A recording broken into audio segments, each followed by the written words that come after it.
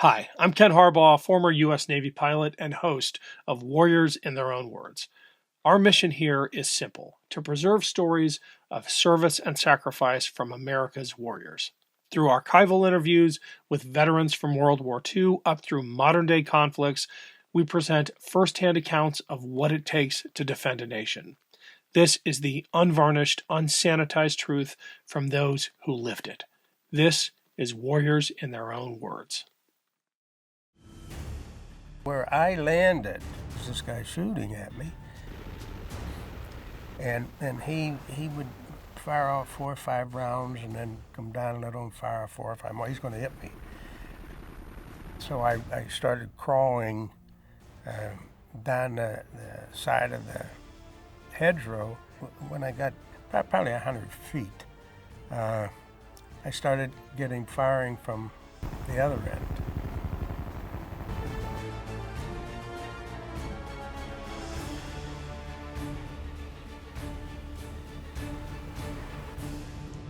In our last episode, Paratrooper and Pathfinder Robert Earl Sechrist was flying over the Normandy coast, heading for his drop zone behind the German lines. His mission was to clear the way for the Airborne Invasion on D-Day. The sky was filled with German anti-aircraft fire. I've never seen a 4th of July like this, and you could hear the bullets hitting the plane. You could hear them going through your chute. And just through the grace of God, some of us weren't hit and seriously injured. A lot of the guys took some flak that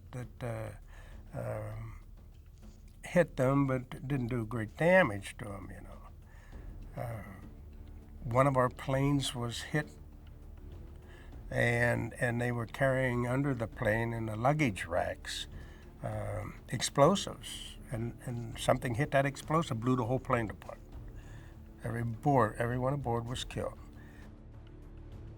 Believe me, that doesn't make any points for a paratrooper to fly over people with guns that can shoot from the ground, believe me, because those planes are only running 160, 180 mile an hour. And they have to slow down, they should slow down 110, 120 for the drop. And some of those pilots were wonderful. And they put the people right on the drop zones. Others were forced, because of the tremendous amount of flak, they were forced to deviate from their flight paths. And that's where a lot of the paratroopers were misdropped. And one of the planes went into the channel. We were very low. We were under 400 feet, I know, or at least I'm sure we were. We were under 400 feet when I went out of the plane. When my chute opened, things happened to me, and I didn't realize, but I think the fact my weapon was in a canvas bag, broken down. That was next to my body, and then a emergency parachute was there, and under my side was a canvas bag with a gas mask in it, and all that kept that bag, my weapons bag, close to my body, and those chutes, they're really tight on you. So, but when I didn't have that emergency chute and I didn't have that gas mask, and when my chute opened,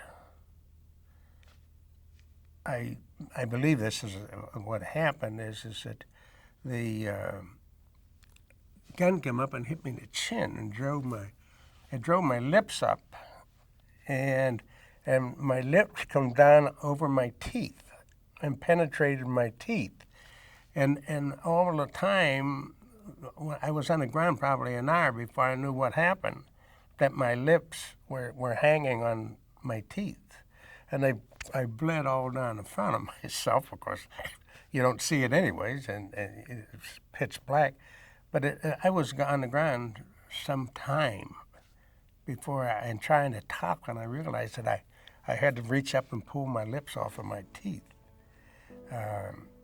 I took a little bit of shrapnel in both of my legs. Nothing serious. The inspirational leader of the Pathfinders was Captain Frank Lillyman. He was the commanding officer of the 101st Airborne Division's Pathfinder unit. Lillyman had a flamboyant personality and a taste for the limelight. In spite of regulations, he took a motion picture camera on practice jumps and became known for the cigar that he clenched in his teeth. Captain Lillyman was determined that his Pathfinders be the first on the ground on D-Day, and he was also determined that he be the first of the first, and assigned himself to the number one spot in the number one plane. Frank Lillyman, he should have been an astronaut. This guy was ready to go to the moon. He wanted to be the first guy to put his boots in France. There was no question about that. He told everyone, see those boots? They're going on that continent first. He was 110% for his people. Where I landed between the highway that ran from St. Mary-Glisse down through Saint-Côme-du-Mont down to Carentan, France. That was the highway that ran down through there. And I landed on the east side of that highway. There was the highway, and then there was a kind of a ditch there. And then the embankment came up. And on top of that embankment, though it was probably 20 feet. And then there's a hedgerow there. And I landed up on that embankment. On the other side of the highway, which was a little bit depressed, it was lower. There, and about 40, I guess they were 40 or 50 yards up the road, there was a machine gun firing at us. Well, there was 3 or 4 shoots very close to me. And 3 shoots went over the hedgerow and landed in the field. And it looked like one of the guys landed in the hedgerow just up from me, maybe 25 or 30 yards. The Pathfinder, the second stick, landed on the edge of the drop zone. I landed on the outside of the drop zone. The guys in front of me landed on the inside. The other 2 sticks were dropped northwest of Saint-Côme-du-Mont. Now, that's not a large distance. That's 1/8 of a mile or whatever. Now, all those fellows that dropped further east of the road. I was alone. I was out there alone, and when I landed, my chute collapsed just on the side of the hedgerow. Now, a hedgerow is just a mound of earth with a lot of shrubbery, trees even in them. They grow in them. And the French, for hundreds of years, have used hedgerows as fences for their cattle, their farming, and things of that nature. And they were so thick that you couldn't penetrate them. In most cases, they were very, very thick. I had seen hedgerows where the Germans had cut holes through them and could fire through the hedgerows. But when I landed, my chute caught on the hedgerow, and I kept thinking to myself, I'm gonna get that chute down first because anybody will see it. And so I was trying to pull it down, but I was too close to the hedgerow and it was sticking on it. And I had to get back towards the road to pull it down. And I was on my knees back towards the road trying to pull it down when this machine gun started traversing down the hedgerow. And I rolled down in closer to the hedgerow as I could get, and he couldn't elevate his gun down low enough to hit me. He would have been firing into the embankment. So I got out of my chute. I had my 2 lights, but I had to get on the other side of the hedgerow because I'm on the wrong side of the drop for the drop zone. And so I didn't want to go back towards Saint-Côme-du-Mont. I could see the little village was there, the towns, the houses and that. And I didn't want to go back that way because this guy's shooting at me. And he would fire off 4 or 5 rounds and then come down a little and fire 4 or 5 more. He's going to hit me. So I started crawling down the side of the hedgerow, and all of them have openings so that the farmers can get their cattle on that end and that. Well, when I got probably 100 feet, I started getting firing from the other end, and I was very close to an opening. At that time, they were shooting off flares. The Germans were shooting off all flares, and it was like daylight in some cases. And the only thing you did then was just hug the ground and pray, because there was nothing else you could do. The Germans, I can't believe that they were up all night waiting for us to come, but they had to have been alerted the planes coming over the channel, they had to have been alerted.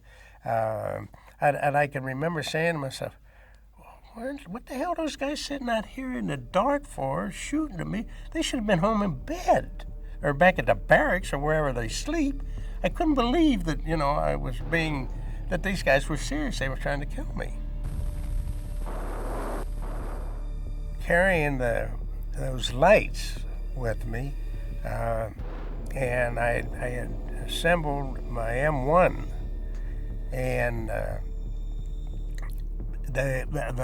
I was trying to crawl, dragging my lights, holding my gun, and so I thought, I was in one of the parts of the hedgerow where it wasn't that high, and I thought, well, I have to get over there anyways. I'll throw the lights over the hedgerow, and they're about like that in a canvas bag, about 12 inches square box like in canvas. And so I got up on my knees and I had my back to the hedgerow and I just flipped it up over the hedgerow. Well, the first one went over, because I heard it land on the other side. As soon as that light landed, I hear a click from the cricket. It's a click-clack, and a cricket. They gave us these crickets to identify one another. You hear some movement, you click it once, and if it's an American, he's got a cricket, he's going to click it twice, and then you find someone. As soon as he clicked that clicker, this guy with a machine gun opens up on it, and I was. Fortunately, because I was on my knees, and I was just getting ready to throw that other light when the firing started, and so I laid still, and he threw some penetrating shots at us, and then everything quieted down again. But there was so much firing, so much noise, and so much light. I kept thinking, oh boy, it'd be nice if it was dark. No one ever got the lights set up on any of the. To my knowledge, I know 2 of the sticks didn't, and I don't think anybody got lights up on that 3rd stick. But what they did do is that all 3 of those Eureka systems were set up, and the pilots in the plane could know when they were over those systems. They set one of the Eureka systems up in a tree, I know, and another one was set up on the ground. The fact that I was alone at the same time, rather than being in a big open field with another 30 or 40 guys, that was pretty scary. If I started one way, I'm being shot at. If I start the other way, I'm being shot at. And every time somebody clicked a clicker, somebody gets shot or someone starts shooting. So the Germans knew just what the hell those clickers were. Well, they must have known because they knew they weren't theirs. They knew, the Germans knew that noise is being created by an American paratrooper, not a German. And so when they heard that noise, they shot at it. Click clack, click clack. No way, that I've never heard a cricket make that noise. These were very strong, heavy noises that come out of that. This wasn't anything like the, back in those days, the jack-in-the-box, you get a little tin cricket in there. These were a lot heavier duty crickets. And it might have been a great idea, but, the verbal password in English is still a better idea, I think, because crickets didn't do it for us. The casualties that I was aware of at the time was one of the fellows that jumped in front of me was a fellow named Len Newcomb from Nebraska, and another one was a corporal named Larson from Montana, I think he was from. Larson got through. He was one of them that actually these guys all landed where they should have landed, but Newcomb and one of the other fellows lost their. He apparently lost his weapon in the jump. There was 3 of them captured the next morning when daylight came. The Germans, we had a lot of Germans around us.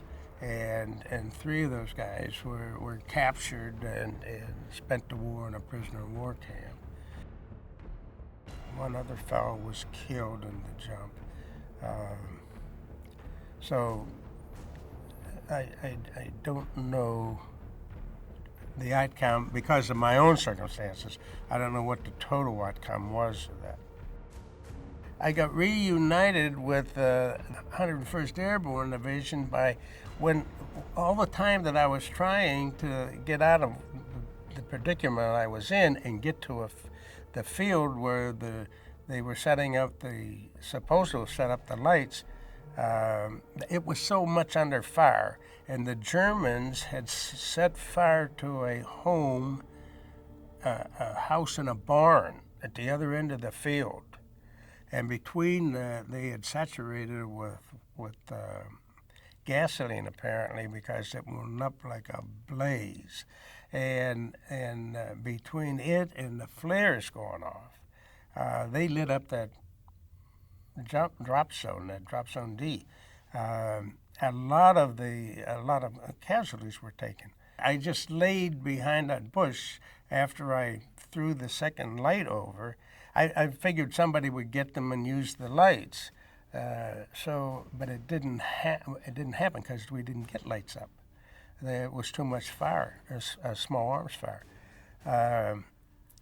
But about 40 minutes later, here comes the armada of planes coming over, and the 506.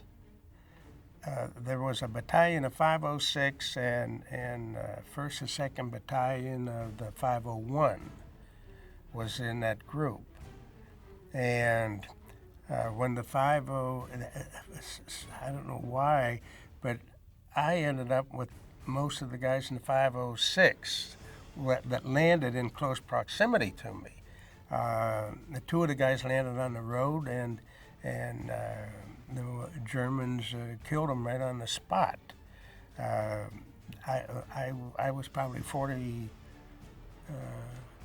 50 yards from them, and it wasn't a thing I could do because the whole west side of the highway was by that time was German infantry, and they were shelling. They were using mortars on the drop zone, so it was a lot of damage done. And of course, there was a lot of damage done to the Germans, believe me, sure. Because I think one of the great things is that we were so scattered that the Germans felt they were surrounded, just like we felt we were surrounded. We're jumping in the middle of a bunch of Germans, but in that same basis, we completely engulfed the Germans on that basis. Now they had two very strong defensive positions.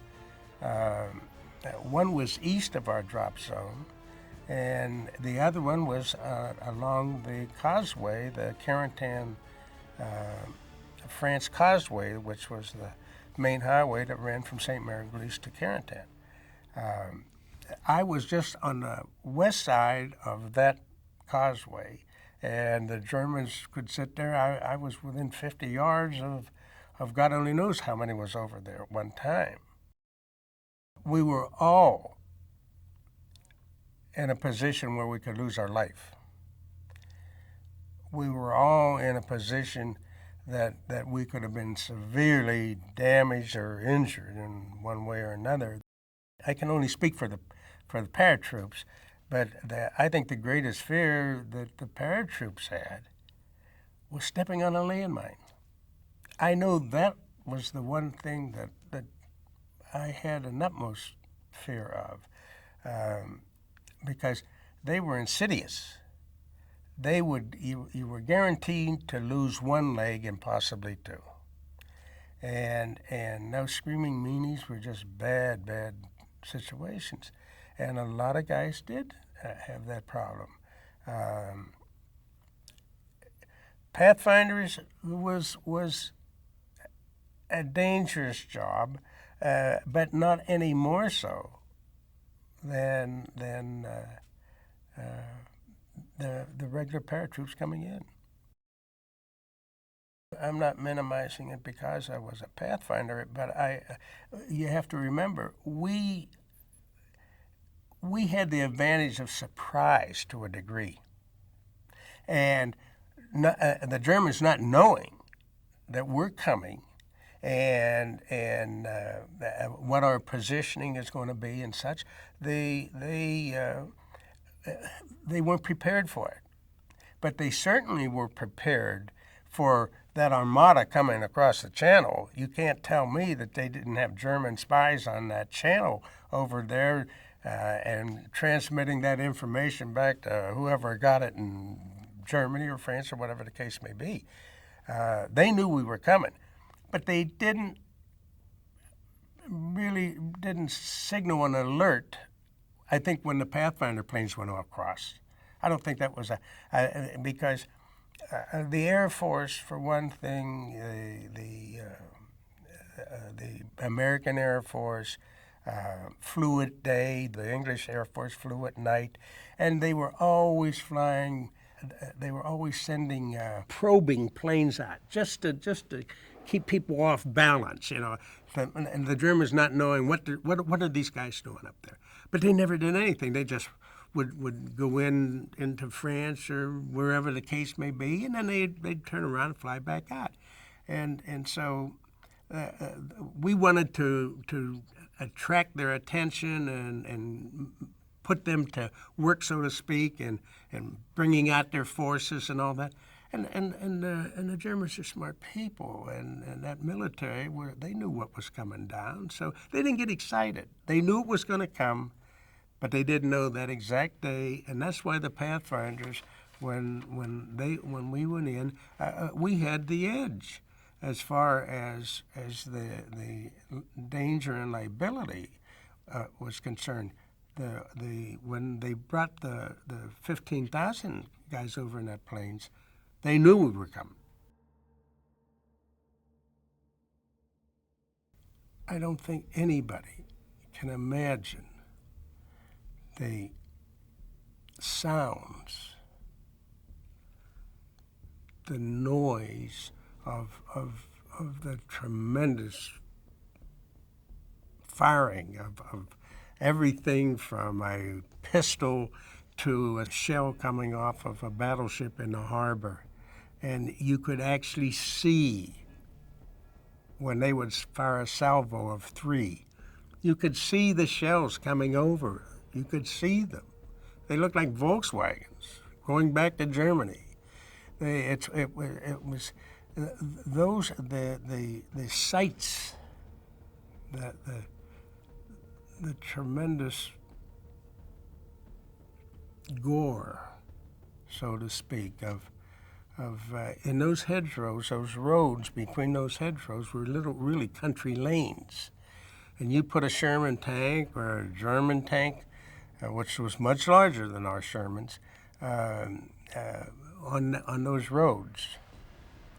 Believe me, they are buttoned up because there's small arms fires, everything being shot at them, and they're going down those roads, and there's wounded on those roads, and they didn't stop to move them.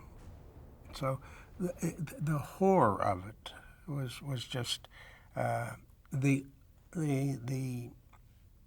I don't think people can imagine what a person who believes in God, who loves his country, his mother, his family, those type of people, you can't believe that the actions that some of them presented.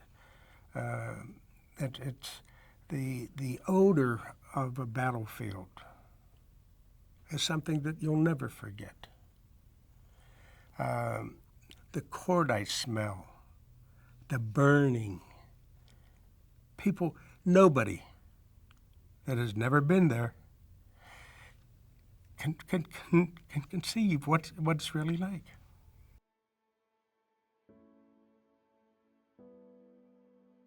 I think we shortened the war. The Pathfinders, per se, gave the opportunity to General Eisenhower and his people to go on and win it because we opened up that beachhead. There's no question about it. The Germans did not touch the beachhead from anybody behind us. They did not get through and get to the beach. Nobody did. And that was the key to the Pathfinders.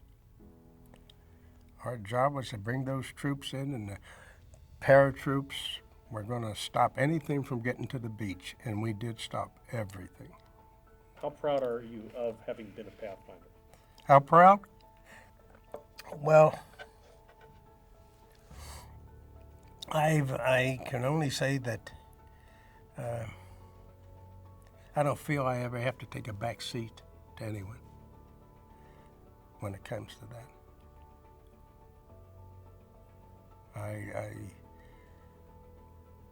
As I said earlier, I would never want to do it again, but I would never trade the wonderful, wonderful experience in most cases, and with the people that I did that I was with. They were 100% behind each and every one of us. We backed everyone. Every Pathfinder knew that if he needed help, there was another Pathfinder to come for him. So they were just a great, great, great people. Great, wonderful bunch of people. That was Robert Sechrist, a paratrooper and Pathfinder of the 501st Parachute Infantry Regiment of the 101st Airborne Division during World War II. Warriors in Their Own Words is our attempt to present an unvarnished, unsanitized truth of what we have asked of those who defend this nation. Thank you for watching, and by doing so, honoring those who've served. This program was produced by Evergreen Podcasts and Documentary.tv. I'm your host, Ken Harbaugh. If you've enjoyed this episode, please comment, share, and subscribe below.